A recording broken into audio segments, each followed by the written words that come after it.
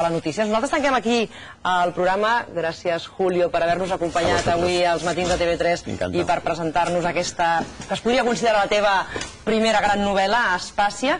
Donem pas ara ja al cor infantil de l'Orfeó Català, que ens interpreten, en aquest cas, Tutira Mai, una cançó tradicional maori. Amb això acabem. Gràcies. Fins demà, adéu.